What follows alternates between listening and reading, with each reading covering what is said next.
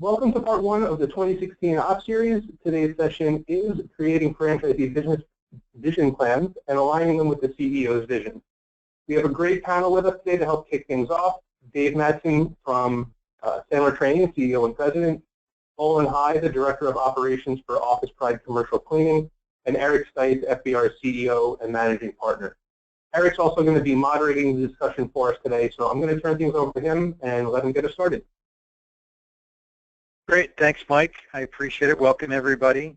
I am Eric Stites with Franchise Business Review, and this session today on vision planning is near and dear to my heart, so I'm very excited to talk with Dave and Olon about their programs and hear from some of you on some of the things that may be working or not working within your systems. Before we get started, I also want to just kind of show a slide on our audience today. We've got a pretty diverse group with us as far as who's on the phone, all sorts of different industry representation, pretty equal as far as the different size of franchise companies represented, from under 50 units, 50 to 100, 100 and 250 and 250 plus. And then as far as our job titles go, we've really got a good mix of C-level executives all the way down to director level, manager level, and administrative level. So we should have a good group today. Before we get too deep into the franchise vision planning part, I wanted to kind of touch on some of our data and research, in particular 3 areas that really tie into franchisee satisfaction and the vision planning process. And so when we look at satisfaction across systems, and this data is basically a representation of all the brands that we've surveyed in the last 18 months.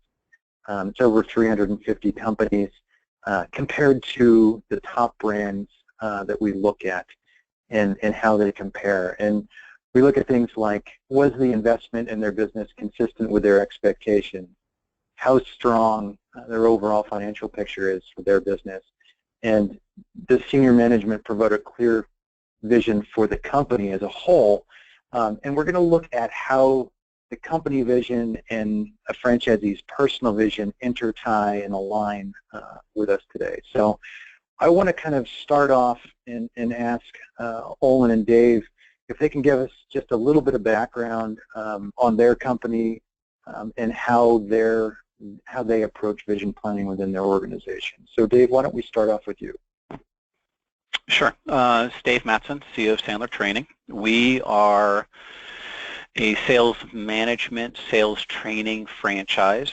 We have 2 distinct models. We go into the local marketplaces and serve the entrepreneurial marketplace that can't afford a training department. And then we go into the Fortune 2000, let's say, and we provide training on site. So they don't come to our centers, but we go to them.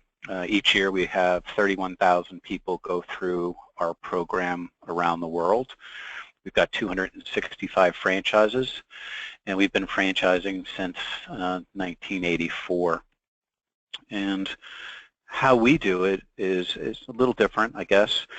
You know, as an organization, because we teach sales training and personal development, we have something called dream boards, which is where individuals will take a 1 to 3 year view of what they would like as far as their goals, and they actually create a visualization board. So they can say, this is really important to me personally or to my family, and this is why I'm working every day, and this is why I'm doing all the things that are necessary. And it kind of drives people. It's one thing to say that you have goals. It's another thing to stare at the end results, or what we call the vision board. And so we teach that in each of our offices. We do that as an organization. We also have what we call a cookbook. And a cookbook for us is where we take our goals, whatever they happen to be, professional or personal, and then we create a behavioral plan. So it's one thing to say, I would like to work less hours, or I want to have a vacation home. And what we've done is we've kind of moved it over towards, well, this is what your behaviors need to be every single day in order to obtain that goal. And so that's kind of a matter of part of our DNA. It's a matter of course for us. Where we went to the next step, and based on the vision process is that we said, look, we have one at home office. We have a vision, and certainly every one of our franchisees, who are all consultants on their own, had one. But really in 2007, we took it from joining ours and theirs, and we created ours together. And we do that through a number of different ways. One of the first things we do, I'll just keep it high level, is that we had what we call a team storm, which was just basically having the top 24 franchisees in a room with us, and we were talking about what the next 3 to 5 years looks like as an organization and where's the industry headed. And then we took that and we set up a couple different things. We set up some subcommittees to help us shape that vision to make sure that we were congruent, and we have something called key opinion leaders, which are the top 24 franchisees that would meet on a quarterly basis, and we have a lot of things in between that we're doing to help get feedback, share where we're headed, and it's not operational in any means. It's basically where are we heading as an organization, and since we're acting as one unit, and that's kind of what we've done since 2007. Again, high level, but we've taken it to the next step for us. I mean, we have franchisee advisory boards and we have some other subcommittees. I think those are more operational in our system. This is more visionary and strategic, is what I call the KOL, or key opinion leaders. So hopefully that helps. Yeah, great. Olon, how about you guys? Can you tell us a little bit about your system and also how you approach the vision planning process? So we're a commercial cleaning franchise company. We've been franchising since 1992. We're right around 120 units in total, and goal planning is a huge part of our culture, but what we found, and the reason we really have tied it all into vision planning, is that if you push people to set goals, it's sometimes like putting a blindfold on them and asking them to throw a dart at a dartboard. And we were seeing franchisees setting goals, but they had no purpose, really. They were just kind of setting them to set goals. And so some years back, we really started tying this into a vision of, where do you want to head with the business? What do you want to accomplish? How much money do you want to make? And then tying their goals into that vision. And we've been pushing even further into specific actions with those owners now. We're tying them down into activities on a daily basis. If they're wanting to drive to a certain revenue goal, we're calculating it out and saying, okay, here's how many prospecting calls you need to make. Here's how many telemarketing appointments you need to be buying, and going through their daily activities to make sure that they're reaching their goals. So we're formalizing that and honing it all the time. But that's part of the reason, is to take that scattershot approach to goals that they were having and failing to really tie them together into where they were truly wanting to go with the business. Right, great. I'm curious, and we're going to do a quick poll here to see if everybody's awake on the line. How many people have vision planning programs in place right now with their franchisees? So if you can take a second to respond to the yes or no, and we can see, get a sense of how many people already have an existing program in place.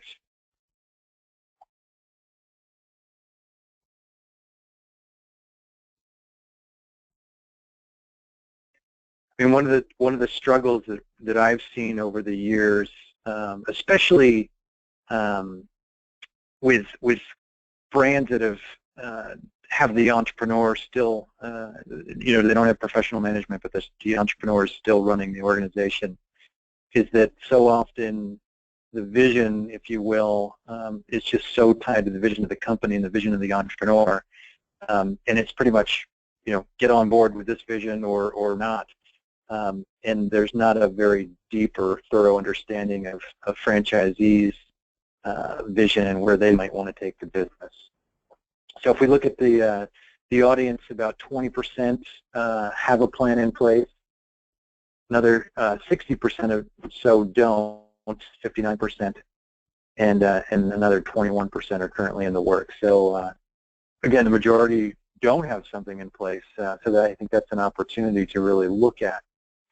I was at an event probably 7-8 years ago, put on by Management 2000 with Bob Gappa. And Bob, if anybody knows Bob, one thing that he says over and over and over and over again is that personal goals drive business goals. And he didn't invent the term. It came out of Harvard Business Review, the Harvard Business School. And he's done a lot of work with Harvard and really looked at how personal goals drive business goals. And again, as we look at a franchise system, you've got the vision of the company as a whole, but then each of the individual franchisees have their own business and their own goals. And the more you can understand their vision and plan, and what a lot of franchisors don't want to hear, but the reality is that they're investing in your brand simply as a vehicle to help them achieve their goals. So it's really important to understand what their vision is, where they want to go, and how that interplays with the vision of the brand or not. Obviously, it can be a big part of the selection process as well. So going back, and I'll go back to Olon on this, what prompted you to really start your plan in the first place? So this really came out of our CEO and his passion for goal setting and goal planning. And we were going through a time some years ago where we had some franchisees that had been in the system 10, almost 15 years, and some of them were kind of checking out. They were in that mode of, I've achieved everything, there's nothing left to conquer. And so what we found is, at that time we were doing an informal vision plan, and we found out that it drove their engagement. All of a sudden, when they found out what was possible in an exit, they got excited and re-engaged in the business. So that really started this journey for us in the vision plan and bringing it about. And then that just drove into, we started talking about it with all of our new owners before they even left training. We were going through the vision plan. And then for the owners that weren't in that engagement dead zone or new owners coming in, we took every opportunity as we got involved in those conversations. We call them coaching conversations here, where they were reaching out for help and struggling with something, and we just kind of automatically said, well, let's talk about your vision plan. Let's work through that and make sure that what we're fixing with your business is in alignment with where you want it to go, and not just a Band-Aid that is going to be a problem again later down the road. Right. No, that's great. Dave, I know you guys are a little, obviously this is really baked into your system, and you work obviously with a lot of your franchisees work with a lot of clients to help them with their vision plans as well as working on their own vision plan. Can you talk a little bit about, not so much how the program develops, but really more about who's involved? You mentioned the Franchise Advisory Council. I mean, is there a separate committee that looks at vision planning and how that works within the organization? Yeah, so we have the advisory board. Well, I'm sure as other people do, and we don't really use them for this particular function. We started the key opinion leaders, which in the first, from 2007 to 2013, we just arbitrarily decided it was going to be the top 24 producers in our network. We know those were the spheres of influence. People would go to them, and there was a real reason why we started this in 2007. Our founder actually passed away in 1994, and so he was the face of the organization, and back then we had much less franchisees, and everyone was on the same page. We went through a part of our organization or our history where we didn't have a face of the organization on purpose. And at that point in time, because we weren't really communicating what our vision was, we were just in reaction mode. We tended to react to whatever the fire was in the field of our franchise network, and or we would react to great ideas that they would have because we didn't have any official home office stores. So in essence, they ran the ship, and not from a hierarchy standpoint, but really in any other way that you would look at it. In 2007, when I purchased the controlling interests, we had to do some massive changes, and not that we were busted per se, but it really had separated from the field had their agenda, we had ours, they weren't too far off, and we really needed and we also had to make some massive changes, which was everyone was going to have a uniformed website. We were going from Fred Smith Consulting to everyone was going to call themselves Sandler Training. We were requiring them to follow set curriculums. So we went from a non-traditional franchise organization, a true business concept franchise, to more of this is what we want for consistency purposes, because we were doing so much business amongst offices that we needed uniformity. We needed conformity to what we wanted. And so we set it up where we took the spheres of influence or key opinion leaders and really developed where are we going to head in the next 3 to 5 years. And we started off with some brainstorming sessions. We had people who said they didn't want to participate. They were, going to check out in a year or two. They didn't want to really recommit to the process. Others were really enthusiastic. They loved it. We basically ate our own dog food, if I were to use that phrase. And when we teach this, we did it, and we did it to ourselves. And based on that, we took where people were strong. So if we had some things that we wanted to do in the technology field or in a particular area, we would break up our 24 people, which is a large group, and we would have subcommittees where they would work on a portion of the vision. Your guys are going to work on how to better communicate here, or how are we going to share business across geographic lines. How are we going to do all this? The things that we know we had to do in order to compete with other organizations, certainly in the global marketplace. And that's how it started for us. We still have our regional meetings. Our franchisees, we have 3 conferences a year that we get together. So all of our key opinion leaders, or our vision group, they fly in a day early. We spend 8 hours on this 3 days a year. And then we have 6 regional meetings, and we spend half a day with those that are in the region just talking about the things that were, as far as the vision is concerned. And it's also helped us because when they're participating and they're helping shape what the vision is, it's easier for us to make changes. And because there are changes now, they're just not my changes. There's less resistance. Everybody understands why we're doing it and where we're going and what the impact is for them and how this is good for their business versus it's just good for the franchisor. And that really helped us accelerate, really. We've been in the left lane making change after change after change since 2007 through marketing and curriculum and a bunch of other things that we've done. But again, not because we were busted, it's just that we needed to take our game to the next level. And we needed people that were very comfortable in the business that they were in to embrace where we were going, and we needed their help. I've always found that if it's my idea, it's always I've got to sell it, and it tends to be resisted a little bit. But if it's our idea, then it's better, and even better is if it's their idea. And so we kind of shaped it where it was their idea, and then we created that roadmap so we could get there. Every great idea as a franchisee's originates with a franchisee, right? Of course, of course. In some way.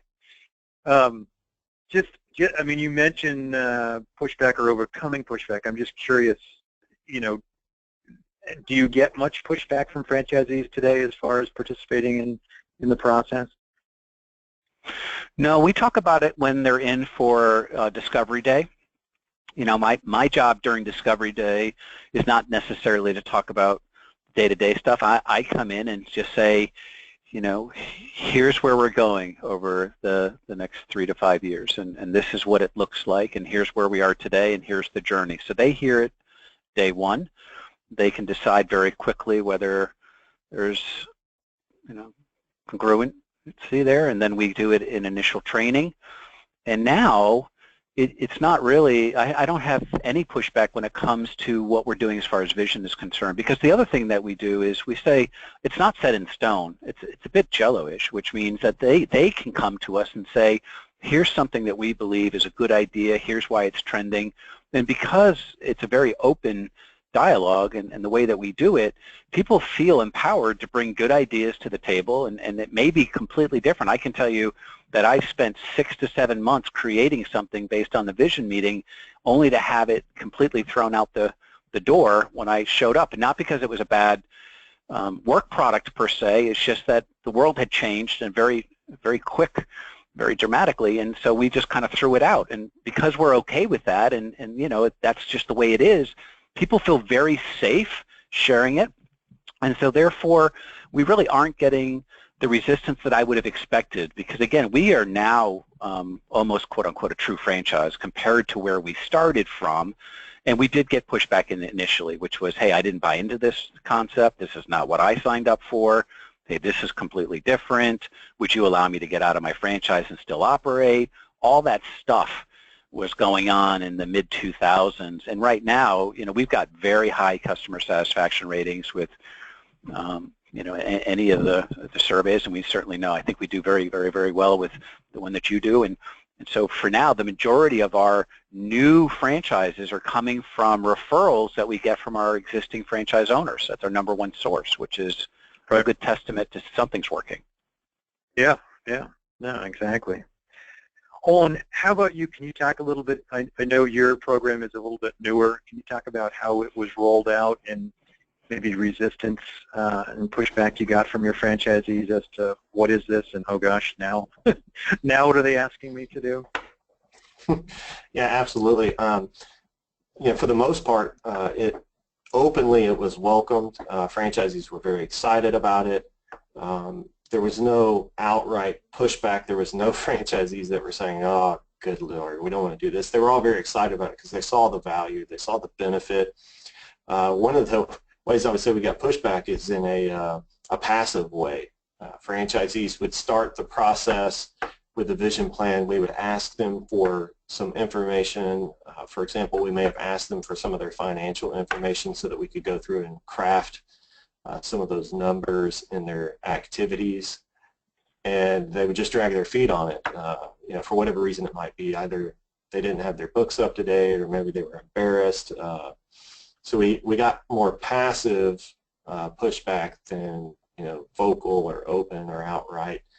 So it's really been on a case-by-case basis with the rollout. You know, we kind of announced it system-wide through a town hall. Everybody was excited about it. We had a lot of individuals that immediately came forward and said, hey, we'd like to go through this process with you. And, you know, we've had a great success with it. Like I said, there's still some of those that had passive pushback, but we've worked through with them, held them accountable, didn't let it go. Basically, we said, hey, this was your idea. You want to go through it. You want to make sure you're successful, so you have to get us the information. We're not going to chase you down to complete the process. Right, right. That's great. I mean, you know, the beauty of these plans, as you mentioned, I mean, I think for the most part, franchisees don't resist a process like this, you know, and they'll welcome it. Obviously, it's you talking about their goals and their vision and all of that, and today's point, if you can make it seem like it was even their idea to come up with the program in the first place, they'll even, you know, buy in even more. And, you know, again, the more you get that alignment, the better off any, you know, franchise system is. And I guess if each of you could talk to, you know, one, setting expectations with candidates. I mean, Dave, you mentioned it, that you even bring it up at Discovery Day, and how that obviously sets initial expectations from your candidates before they even become franchisees, and then how that process then continues on to keep, you know, the expectations of the franchisees aligned with the vision of the brand. Dave, you want to touch on that? Sure. For us, I mean, I think the expectation initially, I believe they didn't think we were going to follow through, to be honest. I mean, once again, here comes home office with, you know, Operation Delta or whatever we want to call it. So I think that they were certainly enthusiastic in the beginning, but I'm not sure they expected home office to follow through. So for us, and just setting expectations, we have R24, which has now shifted since 2013 from just the top 24 franchisees to some of the rookies, meaning in 1 to 3 years, because they have a lot of good experience and we want fresh ideas. So we've kind of mixed it up a little bit. We have an annual invitation. So you're invited each year to participate. So you have 1 year to make an impact. You're not there for life. It's, you know, you're like a bit like Washington, where you've got to make an impact quickly or you're not coming back. We have minutes set. So each year we review what we've accomplished. Because they fly in a day before the conference, we have, you know, we have minutes being taken. We have an agenda. We have pre-work sent out. They know the questions that we're going to be asking them. They know the topics that we're going to be discussing, so there's no surprises, because I do want their input, so I want them to think about it. Everyone comes prepared for the most part. Every time we have a conference, which is the next day, we have them stand up and acknowledge. We thank them for their contributions. Oftentimes when we're rolling out one of the things on our vision meetings, we have the franchisees actually roll it out, those that are participating on that vision board, and which is great because now it's franchisee to franchisee, and it is ownership. As you said, we do the team storm or that brainstorming section up front, and when we give it back to them, most of those ideas that we move forward on are in fact theirs. And then the other thing that we do is we always ask at the end, what are the 3 or 4 things that we need to be adding to the vision that we haven't talked about or we need to. So I think when we're asking them for constant feedback, giving them recognition, checking things off the list. So if we have a list that's, you know, 7 or 8 things that has to get tackled, we're very aggressive on making sure that that stuff's dealt with and they can see progress themselves, because they're giving up pay time, right? They're giving up a day to come see us to get that done. And then at the regionals, so the regionals happen in between our 3 conferences, there's always a representative of the vision group giving an update about what we're working on, what's going on, getting feedback. So I think that two-way communication for us and recognition, and the fact that home office is accountable for getting stuff done and we're going to do the heavy lifting for them, worked. It didn't work for us when we had subcommittees trying to do all the work because it was harder. But if we were to agree to do the lifting part and they're going to help with the input and not necessarily making them get a second job, quote unquote, to do our stuff at night, then it flew. And so we've kind of learned along the way how to make it easy for them, but at the same time inclusive, and that's kind of what's worked for us. Great. Olon, how about you guys? When you know, how have you used it to really both set expectations and keep those franchisee expectations, I guess, aligned with the vision of your brand? Yeah, the second part of that has not been as big a challenge. Their vision almost always aligns with our brand because we have a very unique culture inside of our system. We're a faith-based organization, but we're very open about it, even on the front end in recruiting. We don't strive to be the biggest commercial cleaning franchise, but we strive to be the best at what we do and dominate the markets where we have a presence. So most of our franchisees have that alignment from the get-go. So when we look at the vision plan, it's almost never an issue with them aligning to our vision as a brand. The expectations that you mentioned is a huge part of that. There are times where we've sat down with the vision plan and they want to make $100,000 and in their first year of business is take-home pay, and we start talking through, well, what does that mean you have to accomplish inside of your business? And a lot of times it's that sobering wake-up call that, well, that maybe is a little too ambitious. So the expectations is huge there, but it also allows us on an ongoing basis to make sure that their expectations stay in line with their vision plan. because it's very easy to let the busyness of business take over, and the next thing you know, you're halfway through the year and they've only done a quarter of what they needed to do in order to achieve their vision plan. So we revisit it with them often and hold them accountable to that and say, hey, your expectation was to get here and your activity level is way off par for that.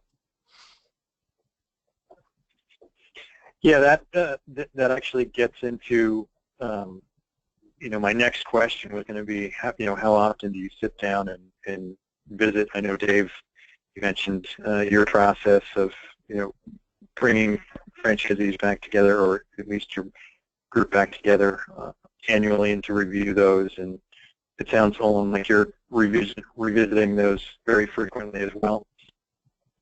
Yeah, our vision plans feed directly into our monthly performance groups that we have established. So there's peer-to-peer accountability to their goals. So they take their vision plan goals that we work with them and set out, and then they plug those into one section of their performance group that's shared. It's a guide they share with all of the other members in their group.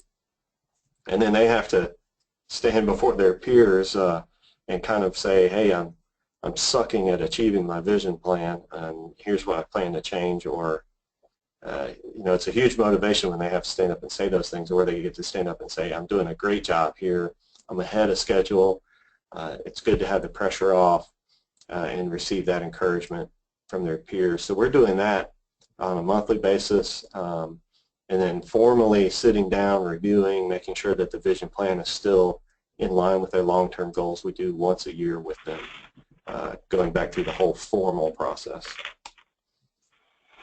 And how far? I'm sorry. Go ahead, Dave. No, I was just going to say there's two ways to look at it from our perspective. One is the vision of the individual franchisee. So what we stopped doing, because it just was met with resistance, is to say this is how you have to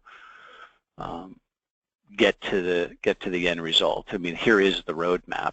So if I looked at it as an individual franchisee, do I want them to have 5 or 6, full-time trainers, employees? Yes, of course, because it's more money for us and it's less risky for them, and that's great. Others don't want to do that. They want to come in and have a lifestyle business, which is, hey, I want to coach my kids' soccer team. I just want to make a good living. I don't want to travel as much anymore. And that's a different path. So from day one, if I just do the me as an individual franchisee, we get their income goals and their family goals, and then we just say, here's 2 or 3 different roadmaps for you to get that done, which one fits. And that way they get to pick the roadmap, and then it's not us force-feeding them. Because for us, as I said, we do this thing called the cookbook. So that's one. They then are accountable for them, because it's easier, you work harder when you're accountable to somebody, is that we will have coaches who talk to them at least once a week. They've got their personal vision and their personal goals set up, and so they have that discussion above and beyond, here's what's going on in my business. And then they have the peer mentoring groups, which are others.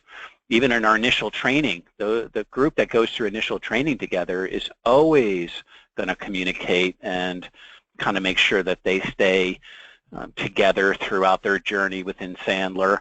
And then at the regional meetings, so it's almost like I throw a stone into the pond. So the one is between the franchisee and the coach. That's the first little circle. The second circle is the franchisee within their own peer group or initial training group. And then they are also accountable for their region, because they get up and they're very competitive and they're very open in their region about where it goes. So that's one whole set. For us with the KOL, it's really Sandler and franchisees creating a vision forward. So it's a little different the way we set it up, but we've separated the two. So we have individual for franchisees and then franchisee corporate. Set up differently, we talk about different things, but they both work for us. Right. Could you each touch on any tools or I know, Dave, you mentioned in the cookbook and all that. I don't know what types of templates and maybe software or other tools that you each may provide for them to kind of map these things out, or is it more of them creating it from scratch? Well, this is Dave. I mean, for us, we give them, I think it's easier for people to edit than it is to create. So we give them a template. If they don't want to use our template because they have something that they've used in their previous life, fine with us. I think if you tell people what to do without any sort of template, they flounder, and it's all over the place. So we give them a template for goal setting. We give them a template for transforming their goals into daily behaviors as a franchisee. So we give them that template. And then we give them a business intelligence tool which allows them to stack themselves and look at other people within the region or however they want to dissect our franchise population so they can see how they're doing comparatively speaking. So we do that. When it's franchisee on franchisee in the mentoring groups, they break down the templates into all the financials and all the where are you on a 3-year goal, what's your roadmap, what are your benchmarks, and then what's your actual, where are you comparatively speaking, and then they work on an action plan to overcome that. But that's all provided to them from us. And again, people update it. They have different forms that they've created over time. We continually try to find the best templates out there. If somebody comes to us and updates one or makes it better or has something that's better than ours, we immediately make it available to everyone else. And that way we all try to get better as we go along. But that's how we do it. Great. Olon, how about you? Yeah, we have a lot of tools. We've tried to make it a little more succinct in a number. But one of the first things we do, call it the franchise vision plan. And it just takes them through a lot of questions, makes them think through both their personal and their business goals. It starts with a really broad 10-year vision. That coincides with our franchise license. So we really want to find out, long-term, big picture, where you want to head. And then we make them laser focus in on just 1 year. So what do you need to accomplish in the next 12 months to move you towards that 10-year goal? So we call that the franchise vision plan. We get that information from them. Part of what they answer there is the salary they want to be able to make out of business. We have a software financial modeling tool that we take and we plug in all their financial information, their expenses, their expected salary, and we project that out and find out some key metrics from them that we plug into our business plan tool that we call Fast Track, because the idea is to get them to making that salary they want as fast as possible. And that plan, once they plug in those numbers that we get out of the financial model, it's an Excel spreadsheet. That plan pops out their daily activities. So if they need to get there by the end of year 1, it'll tell them each month how many cold calls they need to make, how many telemarketing appointments they need to run, how many requests for quotes they need to get off the internet, how many referrals they need to be landing. So it goes through and it details all of those things out to say, okay, in order to achieve your vision plan, to pull out the salary you want by this date, here's the activities you need to make. So those are all part of the big tools we use. And then, of course, we have an Excel spreadsheet that's a guide that we use. They plug in for their use in the performance groups, the peer groups that we have set up. Great. Mike, I want to go to you for a second here with, I know we have a poll question on how often franchisee vision plans get updated, and I just wanted to go out to those in the audience that are using plans or have a program in place to see how often they're revisiting. I know sometimes some of these plans just get done and get put in a drawer and never get revisited. Others, I love the dream board idea of Dave's, where you just keep that in front and center every day, so you're reminded constantly of what you're working toward. So, if for those who have plans in place today, can you share how often you go back and review those plans? Is it more than twice a year, once annually, every couple of years, or less frequently? So just to get a sense of how often we're going back.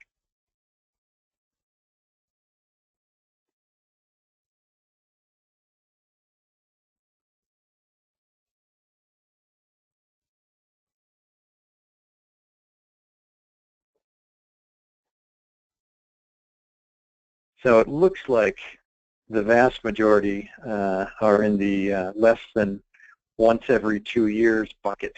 And a few of you, obviously once per year, a couple times a year. There's work to be done there, I guess, and obviously that's going to be dependent on your system and how often you're getting together with your franchisees.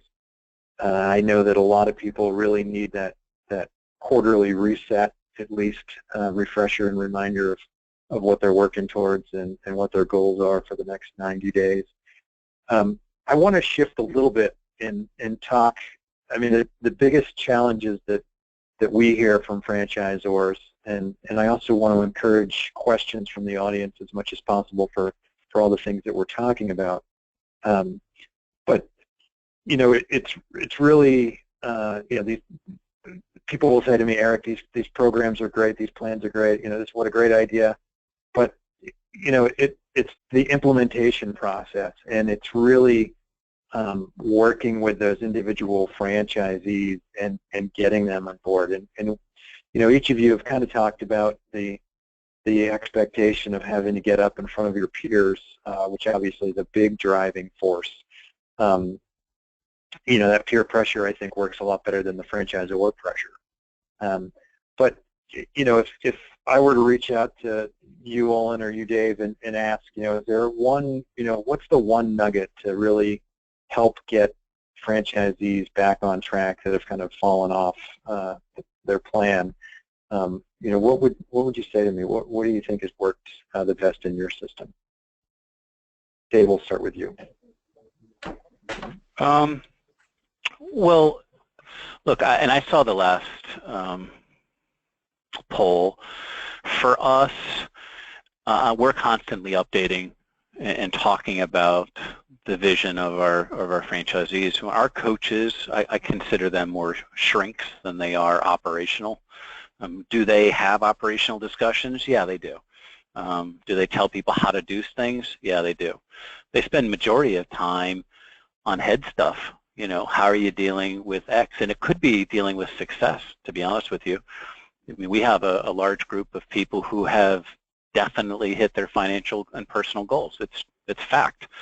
So I don't need them in a comfort zone, and they don't want to be in a comfort zone. So I think we're constantly having that discussion and stretching them and pushing them to the next level to where maybe they didn't even think that they could go to. I would say over 50% of our coaches' time, and we have a coach assigned to each franchisee, is spent on more of the head trash, regardless if it's, hey, I can't get to my goal, or I've blown out my goal and now I'm coasting. So I think that's important. If you're doing it once a year or less, I think you're making a mistake. That's my opinion. If somebody is off track, then the nugget for us is to really jump in. I think when people get off track, they tend to disengage, and sometimes they don't know they're off track. For us, we're constantly reminding people of why we're doing what we're doing. If people disengage for whatever reason, it's either A, they've hit their goal and they're in coast mode, or maybe they don't think they could do it. The first sign is that they leave their peer group, or they're not participating as often as possible. And so for us, it's a quick, hey, reset. Where are you? What was the goal? Where are you? And do we need to reset it? And if people really start to go off and disengage, then we'll call them and ask them if there's an area that they're passionate about that they want to participate in to help us shape the future. There's always something that they feel that they're great at, that they wish that we would be great at. And once we can engage them in that, they tend to get back into the swing. But for us, the big nugget is don't wait for a year, because I think people have either gone in a different direction or checked out. For us, we'll know within 30 days if you're starting to have problems, whatever the problems is. It could be problems with success or problems with failure. It doesn't much matter. But we know very quickly. So I think the nugget is, this is not an annual performance review where back in corporate, by the time you had that meeting with your employer, it was over one way or the other. So I think you have to touch them frequently and have those discussions above and beyond operational issues. That would be my nugget for you guys. Great stuff. I love it. Olon, how about in your system? How often are you, really touching base with people and getting those people that are off track back on track, and what's the best, I guess, the best way to do that, or what's working within your system? Yeah, we don't always do exactly what we plan to do. Our goal is to touch base with all of our owners twice a month. Part of it is kind of what Dave was talking about. It's the head check more than the business check. And when we do that, we have three groups of owners we have to keep in mind. We have new owners that are struggling with the day-to-day. They're struggling with all of the headaches. They're still dealing with frontline employees in our industry, which is like dealing with fast food employees. We're kind of employing that same person. So a lot of it is just the emotional and mental frustrations that they just need someone to vent to. So a lot of times those calls of keeping them on track are just letting them get those frustrations out and spoken to someone else so that they feel like, okay, I've been heard. Someone else has validated my frustrations, and now I can move on with moving the business forward. Then we have a group that is past that point, and those we find are more often the ones we have the accountability discussions with. And as they're struggling, they're getting off track, they're disengaging in the system, we go to them and we have the memory lane discussion. And that's we sit down with them when we say, hey, why did you even choose Office Pride? You know, back when you were going through that whole process and you purchased this franchise, why did you choose us? What made you want to open an Office Pride franchise? And then we ask them, what's changed? Right? Because the way you're operating your business, the way you're acting says that you don't want to be part of this system anymore. So what's changed from when you decided you wanted to be in our brand and how you're operating today? And a lot of times we find out that they're unhappy in the business for one reason or another, and now that's driven them to start disengaging. And through those memory lane conversations, we oftentimes can find that we're able to pivot with them, change their business, and get them where they're happy again in the business and moving forward. And I would agree with Dave, if you're not talking with them often, more than once a year, it becomes really difficult to pivot with those owners. And sometimes we fail in that. We don't reach out to them often enough.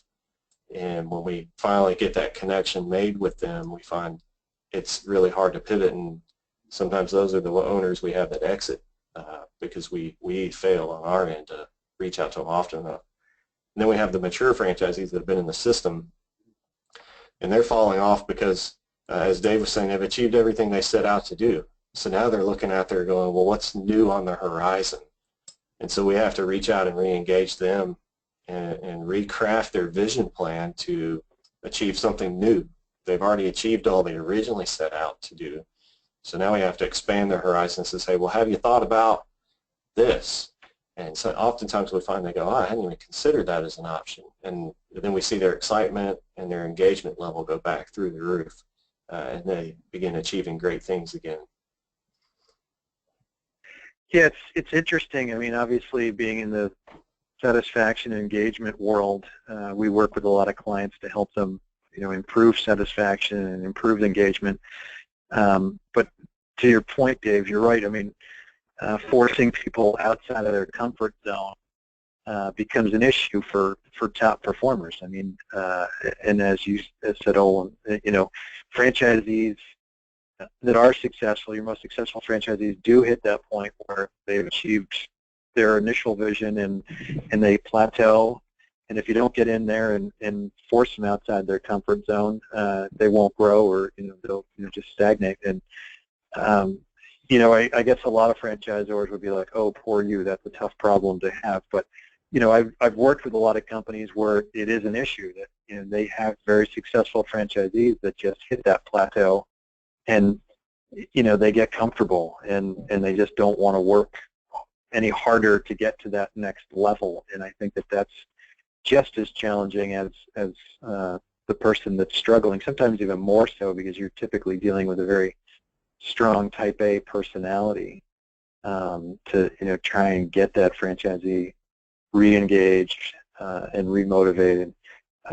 And Dave, I think you brought up a great point of, everybody has something that they're passionate about, and especially those that have had success in your franchise brand, as far as finding an area where they think that they can improve something, whether you think it needs improving or not, may not be critical as far as just getting them re-engaged in the system and passionate about the brand again, and then realizing, oh yeah, I can take this to the next level. Yeah, and I think for us, and people are pretty predictable. I think the majority of people spend half their career trying to attain a goal, and then the other half trying to protect what they've done. And so it's risky to stretch, right? So for us, sometimes, just to add on to a previous thought, is if I know the franchisee is in coast mode for whatever reason, then there's always somebody that's operating the day-to-day. And for us, if we have a stone wall because they're in a comfort zone, then those who are operating the franchise, whether it's a relative or a manager or whatever the case may be, they haven't hit that same point. And so we utilize that individual to stretch the franchise on behalf of all of us, because the actual franchisee themselves isn't necessarily gonna do that. Now, does that work every time? No, but it works the majority of the time, because success, of course, the franchisee owner loves the fact that there's success, but we just have to push the second in charge to get to the next level sometimes, which was a hard lesson because we were pushing the wrong person occasionally. Because you're right. I mean, we always looked at people who are not successful. That's easy. It's the people who are successful, which I think it's just a different challenge that franchisors have to deal with. I'd like to jump in here and add to that. What we have found, talking about stretching your top performers, our top performers have stretched us in the last few years as well. In that natural, trying to get them to look at new horizons, well, they're looking back at us and saying, well, help us get there. And so it has stretched us as the franchisor as well this year to come up with ways, both with tools and financial acumen, for example, to help them stretch their business, but also we traditionally have been a single unit franchise model, and a lot of these top performers are pushing us towards perfecting a multi-unit model. So it's stretching us as the franchisor as well. Yep. Yeah, and it's interesting. One of the participants on the call had mentioned a book, Street Smart Franchising, is a great resource, talking about various stages. And I think one of the best books out there is Greg Nathan's E-Factor, about franchisees and the life cycle that they go through, and every franchisee goes through those cycles. And I think that's an important tool to, if you haven't read his book, definitely read it and check it out. And it definitely applies when you're looking at your own system and coaching techniques with franchisees and where they're at in their life cycle, because obviously how you approach them is very different for people that have been in for 2 years versus those more mature franchisees that have been around for 6, 7, 8, maybe 10 plus years. So I know we want to talk a little bit about kind of key metrics and bottom line benefits and more of the measurables. I mean, we've talked a lot about kind of the softer stuff around vision planning. Can you each touch on how you're measuring the success of these programs within your system, more from a hard metric standpoint? And Dave, why don't we start with you? Well, we certainly, I believe, we have very high satisfaction ratings with our franchisees. As far as trust, the vision of corporate, and the working relationship that we have with them, I believe is way above industry standards. So I think that's a good way to do it. For us, we also measure what have we accomplished together as a group, and we create a list of things that we have accomplished that we believe has an impact on the network as a whole. So for us, we check that list off. We try to get at least 10 things done a year for each group, and I think so far we've hit that and above and beyond, and things that are working that takes us longer. We have come up with now better ways for us to get net new prospects into the system. We also measure, for us, turnover. And would I link turnover to this? Well, it's always hard to say yay or nay, but I do believe that people are going to leave you either because A, they just couldn't get it for whatever reason, and shame on us.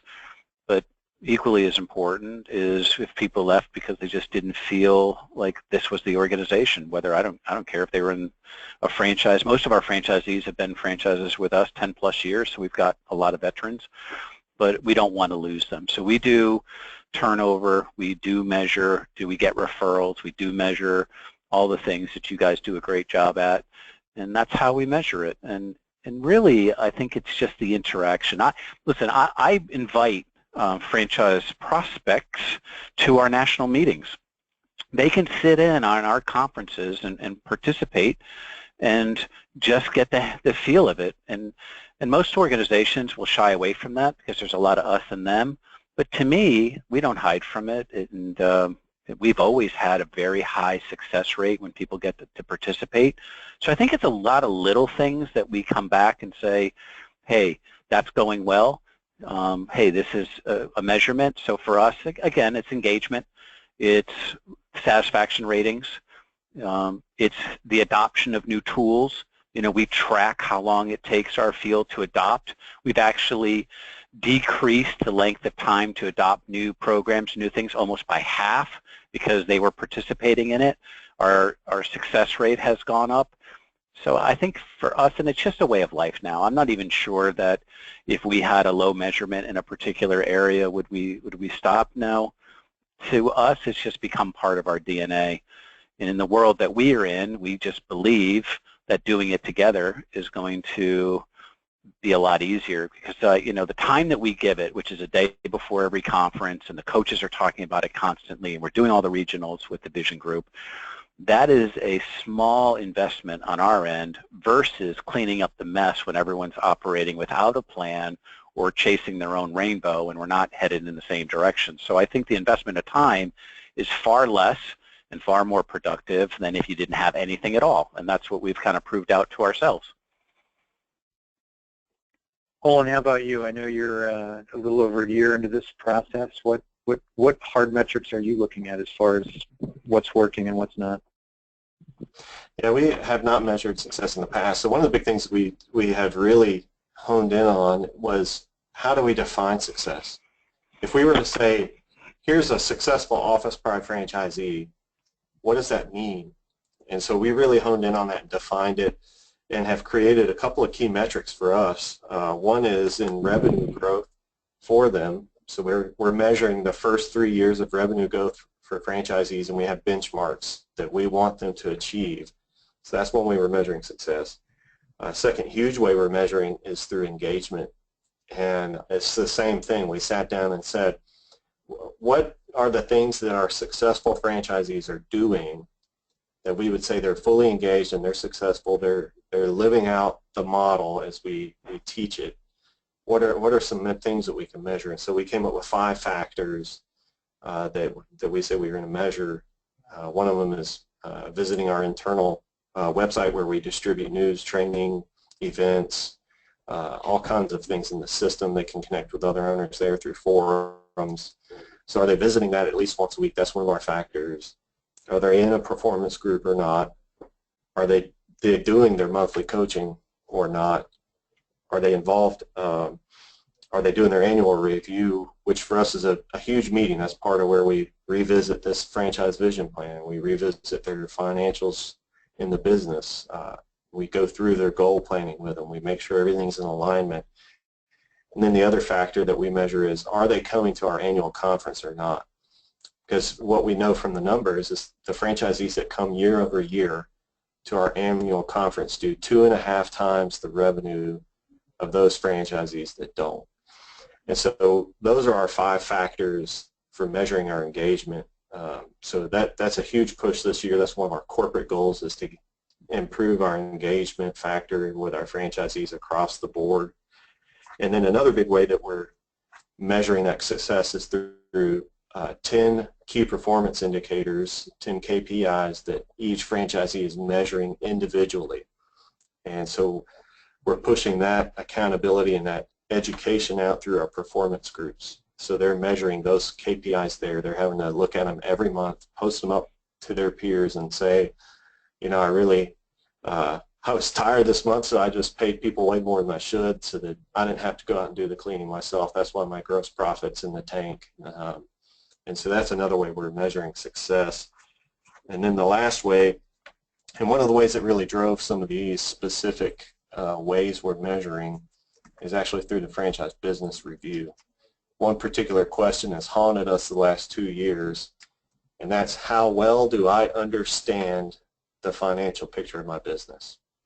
It hasn't been a poor score, but in comparison to all of the other areas where we were graded, it was the lowest 2 years running. And so we just said we're making this a huge focus, a huge push. This is going to be part of the vision plan. It's going to be part of the accountability. It's going to be part of the review. And so everybody's probably sick of hearing about it 5 months in already about you got to know your numbers. You got to know your numbers. But that's how we're measuring that success. So next year we want to see a huge improvement on that question. Great. Olon, here's an idea for you. You've probably heard this one before, but if your franchisees that are attending conference are doing 2.5 times the revenue, I would buy a plane ticket for everybody in your system to come to the conference and pay their way to get there. I'm sure you've already thought of that. We are. We're going to have our Franchise Advisory Council be the heroes. So we have 5 members on that. We're going to grant each one of them the ability to reach out to some who've never been, and then let them decide who they're going to grant the free pass to this year. Nice, nice. I like it. It's interesting.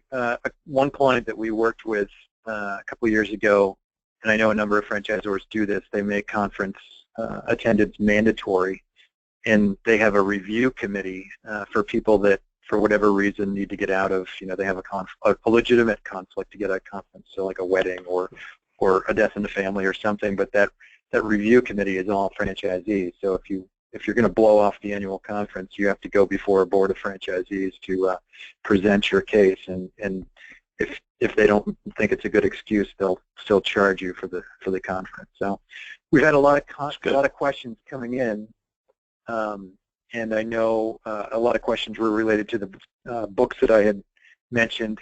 Street Smart Franchising was mentioned by one of our attendees, as is some of Greg Nathan's books, Profitable Partnerships, and the Franchisee Factor. We sent out those links if anybody has any additional questions about those books or similar resources. We can definitely get those out. I want to open the lineup, or at least open the chat line up to questions from the audience. You guys have gone through your program in pretty great detail. I know that there's probably a lot of great questions out there. One thing that I want to ask each of you, and Olon, we'll start with you, is after launching this kind of program, what was the most surprising thing, whether it was an idea or just that aha? What surprised you the most that you heard from franchisees after launching this? I think what surprised us the most were in the financials. There were so many who limited themselves on the income they wanted to achieve based on what they were making in the job that they left before they bought the franchise. And getting them to go past that, to give themselves permission to make more money than they've ever made before in their lives. There was this real hesitancy to say, well, I really, if I could just make a $50,000, I'd be happy. And they had goals of growing a business that could easily support a $100,000 salary to them as an owner. So that was really surprising to us, to find how many owners just really limited themselves financially on the money they wanted to make in the business. Yeah, that's an interesting point. Dave, how about you? Any big ahas or surprising things come out of your program? Yeah, I think for us, putting money aside, because we kind of, as I said earlier on, we kind of did that. anyways. I think for us it was that that franchisor franchisee, us and them, just disappeared very, very quickly. And I think the pace by which we now make change within our system is a direct result of this, because everyone's on board. And I know how long it used to take us, as I said, but we've got it down now where we're making tremendous changes and upgrades to our system overall because of this, because everybody knows that it's part of where we need to be in the future and what has to get done. And so our conferences are run by franchisees. So franchisees run the conferences. And those upgrades and those things are happening in real time every time we get together, because it's from them to them.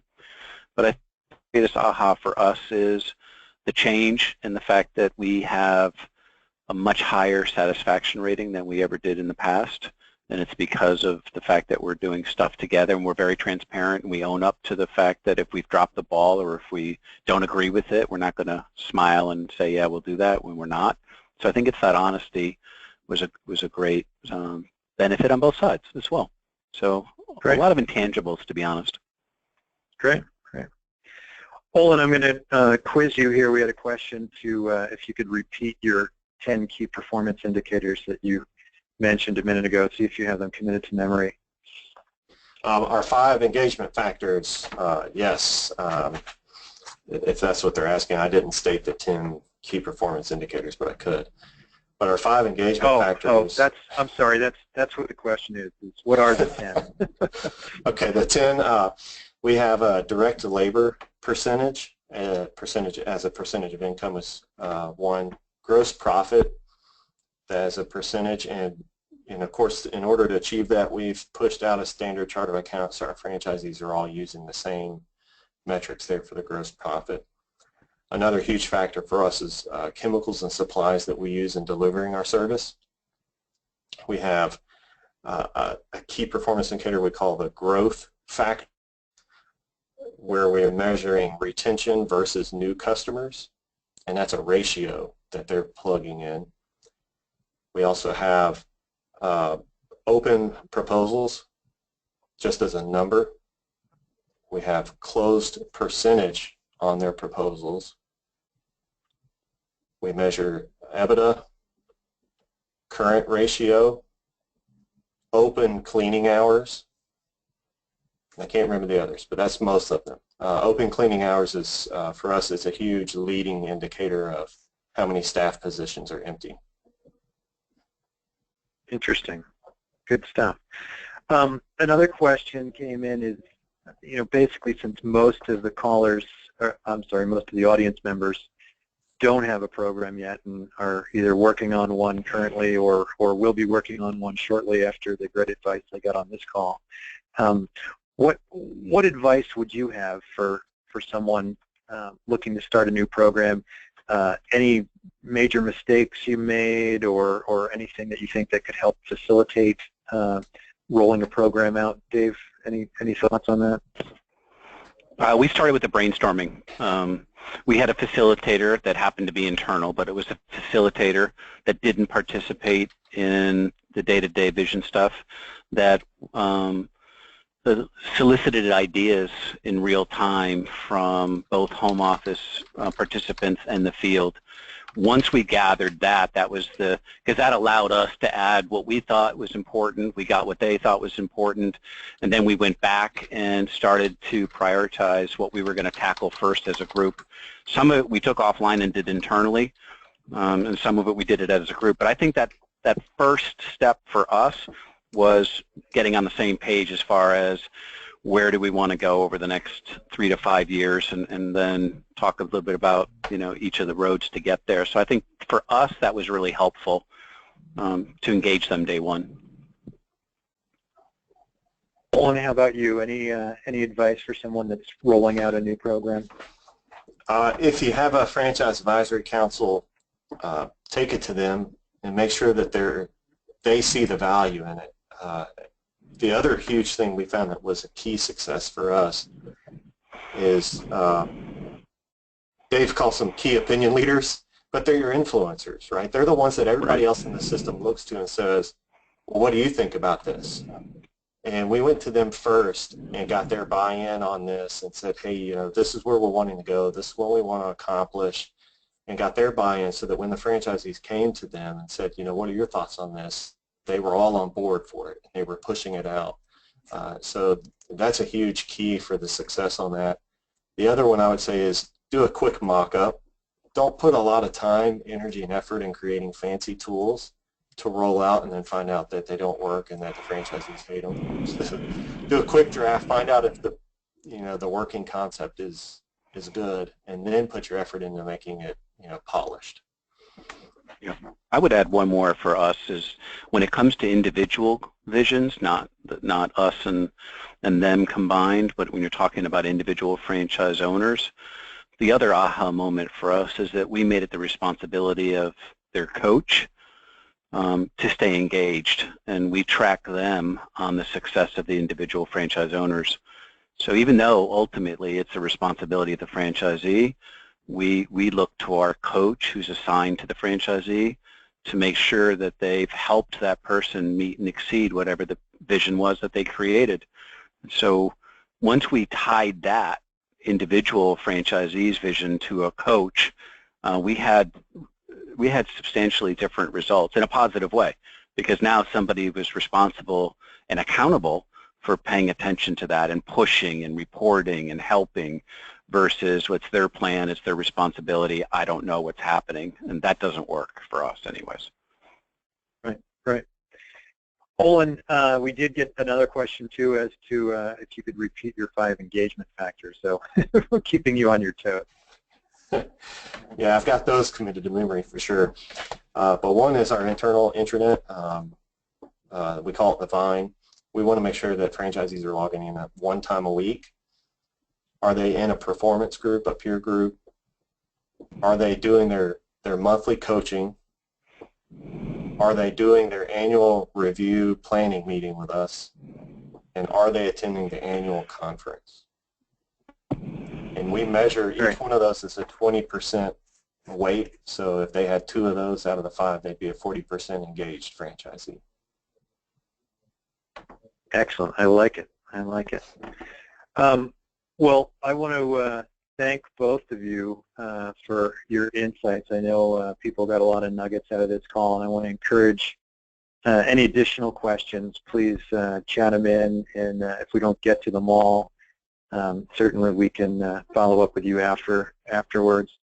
Mike, I am going to turn things back over to you. I know you've got a number of announcements to make about our upcoming stuff as well. So. Yeah, thanks, Eric. And yeah, thanks to the panelists. It's been great so far, and we have just a couple more questions that we can get to before we run out of time.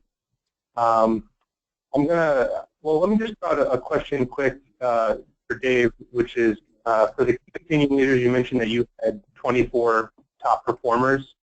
So the question was what percentage of your company is the 24, and why do you have that number, and are those people compensated? They're not compensated. We certainly, feed them and stuff when they're there, but they pay to come in a day early to the conferences. We picked the top 24. We have 265 franchisees, so it's a little less than 10%. And there was really no rhyme or reason, but when we took our international franchisees, it was just it seemed like a well-rounded number for us to get to. But we decided 2 months ago that number, because once people are on it, it's really hard to get them off of it, because they want to be engaged, but let's say they slipped to number 26, they're not 24. So that's kind of grown for us by about 3. We've decided that we're going to cut that number to a smaller number now that we're almost, 7, 8 years into this, 9 years into it now, so we're going to cut it back and have smaller vision groups that are going to work just on key areas and then get together as a larger group once a year. So we're actually rolling that out as we speak. But we didn't have a right or wrong reason. We just knew that we wanted a well-balanced representation of international and domestic franchisees. Great, thanks, Dave. And so what somebody had written in earlier that in their system they use profit mastery as a way to get people engaged and kind of working in peer groups, and that they couldn't get more than 5 out of the 100 franchisees to show interest in the program. So they were asking, what are they missing? And I know there's not a obvious or single answer to that question, but there's clearly an engagement issue. So I wonder if both of you, and Olin, I'll start with you, could just kind of give us an idea of what might be a first step if there's not an engagement with a new program like that. Well, first thing I would, if I were in their shoes, I would go to those franchisees that were invited but never attended and say, hey, there's no consequence here. We're just trying to be better. And what was it about this that did not interest you? Why did you not get involved? But then I would also stop and ask myself, did we correctly answer the WIFM? You know, what's in it for me from the franchisee perspective? Because sometimes we get our blinders on as franchisors. We think, oh, we've got this great new model for a peer group, and we push it out, and it's a huge failure because we never thought to stop and think of it from their perspective. You know, it's an hour or two out of their day, and what are they going to get in return for that? One of the huge components that our franchisees love most about our peer groups, and most people would say that this is you know, not a component that should be there, but we have a very structured personal connection time with the franchise owners where they're sharing with one another about what's happening in their life and in their business on a personal level, not just the numbers, not just their goals, but how are you doing? And that is their favorite part of the group.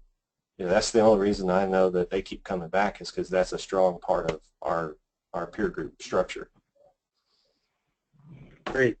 And Dave, what about you? Is there something you can recommend for increasing engagement for a new program like this?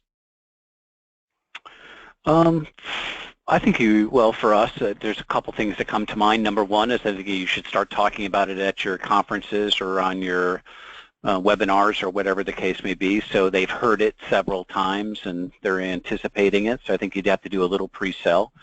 I also think you have to get your employees on board because you'd be shocked sometimes the people talking to your franchisees every single day aren't necessarily embracing or supporting some of the things that you're doing, which may be different, and they're not accustomed to it either. I mean, at the end of the day, they're human. If you only had 5, if I only had 5, if that was the number of people that raised their hands, I mean, I could be angry, but ultimately it's my fault. If they're not engaging, then either A, they don't trust that this thing is actually going to have any meaning or any teeth, or we actually even care.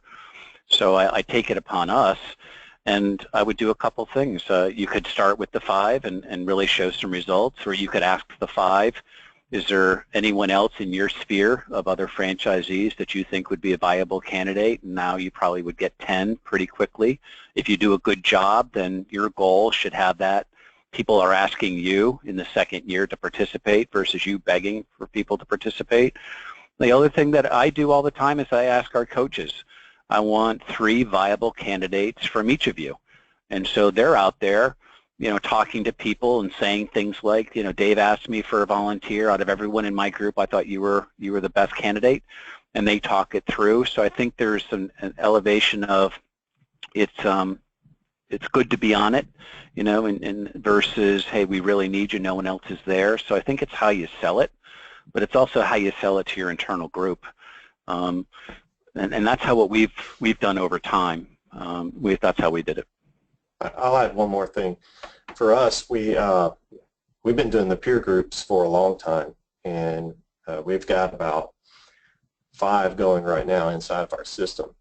And one of the things is if you only have 5 people that are willing to start it, then make the experience for those 5 people the best experience it could possibly be, and then have them talk to other franchisees about it. You know, when they're in their groups at conference or they're chatting to each other over the phone, they go, oh man, this peer group is amazing. It has just done so much for me. You're going to find you have other franchisees contacting you about how do I get involved in one of those.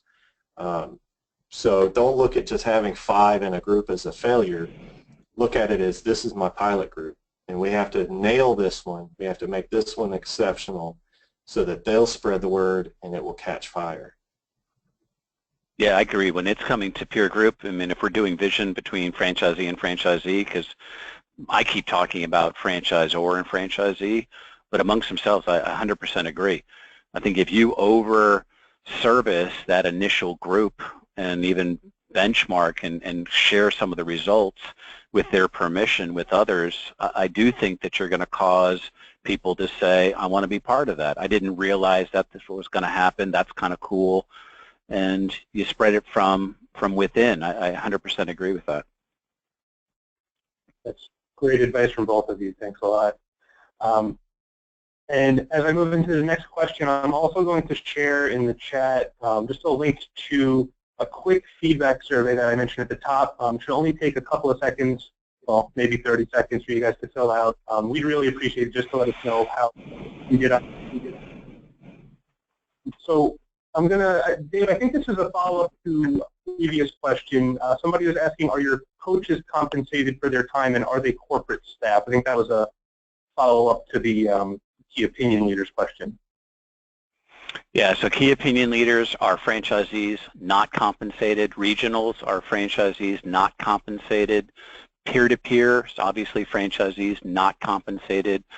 Our coaches are home office staff. They're ultimately responsible to make sure that our franchisees are successful, and that's how they're judged. And they're either, you know, happy employees or not happy employees based on the success of the people that they're responsible for. So they're the conduit between us and the franchisees. Great. And Eric, I'm actually going to turn to you on this question. We were asked, do you think that participation varies by industry? And I guess that's participation in using the vision plan, or I guess just a willingness to get engaged with the program. So have we observed any variation by industry in who's getting involved in these? Not specific to the vision planning program. I mean, certainly we see variations in engagement and satisfaction across industries. You know, just to name a few off the top of my head, I know like the automotive industry tends to run a little bit lower engagement-wise. Some food concepts tend to run a little bit on the lower side relative to other industries, but you know, not specific to this program. You know, I think that a lot of the advice that Dave and Olon both gave as far as, you know, really addressing engagement and going, you know, sometimes door-to-door, one-on-one with people to find out, you know, what it is they're passionate about and how you can get them on board and get them re-engaged if it's someone that's been in the system for a long time. But you know, overall, we haven't really seen that. One thing I do want to piggyback to on Dave's comment about his coaches is, you know, I know a lot of coaches within franchisor organizations, their compensation is tied to the group of franchisees that they're supporting and their franchisee performance. And that's something that we highly recommend gets evaluated by the franchisees, either at least annually as part of their, you know, annual franchisee satisfaction survey, or in a separate survey you may do is have the franchisees evaluate their coaches and make sure that those coaches are doing their job. You know, you can obviously measure it from a financial standpoint, but it's good to get that feedback from franchise owners as well. Great. Okay, so we have one more question to get to, and we have about 3 minutes, so that'll put us right on the mark. I am going to mention that Olon did share his 10 KPIs, although it actually turned out to be 15 with me in chat, and I tried to share with the audience, and I did it wrong. So just to make sure everybody has a chance to get it, we'll include that with the follow-up email tomorrow to make sure everybody has a copy of that. So the last question, Dave, for you. Somebody had just asked earlier if you could share a little more about the dream boards, and I'm sure you could spend a while talking about it, but let's hear your best 90-second summary of the program. Sure. You can take something as easy as a poster board, and you have them just basically find pictures or any representations about where they would like to be, whether it's a vacation home, whether it's retired at 60, or whatever the case is, and you just basically tape it to a poster board. Most of our franchisees have them on 9.5 by 11 pages. They fold them up, put them in their wallets. Some have pictures of where they want to be that are more important than others, right on their bathroom mirror. But it's as simple as that. You take pictures of what represents your goal, however you'll remember it, and you basically find a picture and put it on a board. Great, sounds good to me. All right, so we're going to wrap up right there. Thank you, everyone, for joining us today, and thanks especially to our panelists. I think this was a fantastic conversation. So looking forward to the rest of the series as well, and the next one is on Thursday, and you can see the topic and the panelists that we'll be featuring on Thursday on your screen now. So again, if you have a chance to fill out that quick feedback survey, please do so. Look for the email from us tomorrow, and we look forward to seeing the rest of you on Thursday.